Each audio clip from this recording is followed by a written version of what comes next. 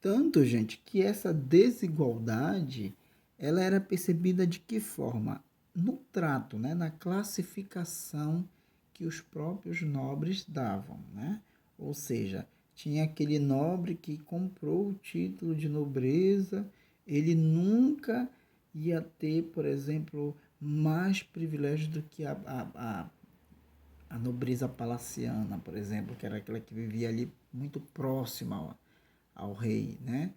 E a nobreza provinciana também não ia ter tantos privilégios quanto a palaciana. E assim a gente ia vendo esse preconceito entre a própria nobreza, né? Essa ideia que às vezes que eu falo para vocês, que às vezes nem os ricos mesmo se suportam, né?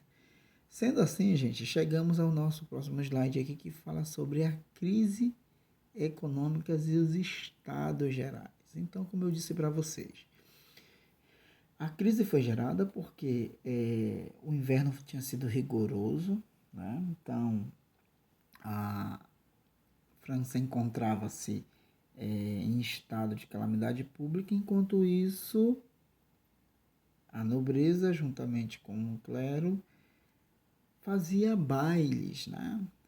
Faziam de conta que nada estava acontecendo e o povo na extrema miséria.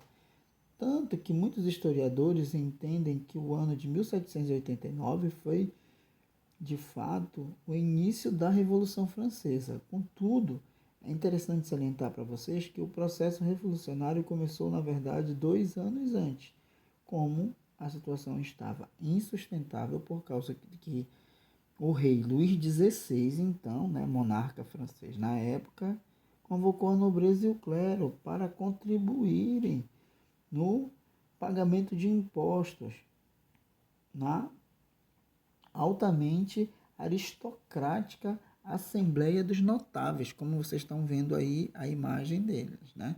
E Deus o livre, né? Esses dois membros, era absurdo para eles que eles fossem contribuir com os impostos.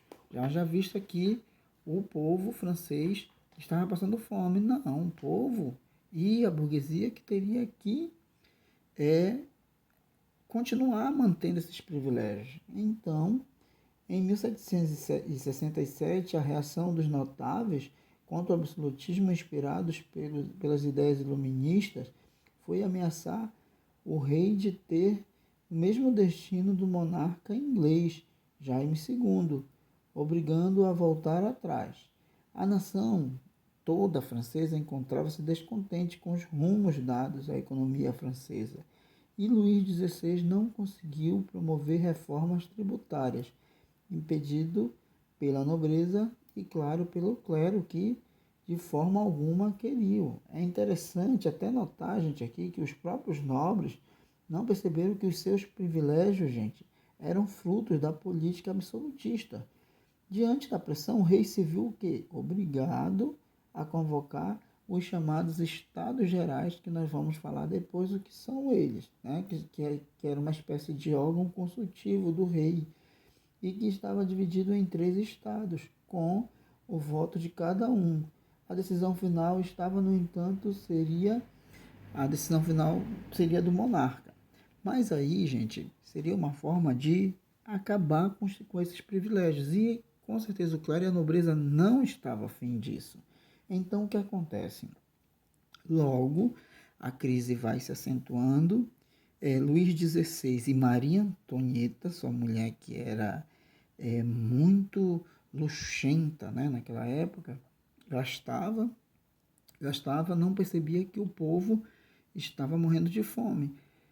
E aí, gente, após essa convocação da Assembleia, o rei volta atrás, desconsidera as questões do povo, e aí nós vamos passar por um processo das formações das chamadas crises, né?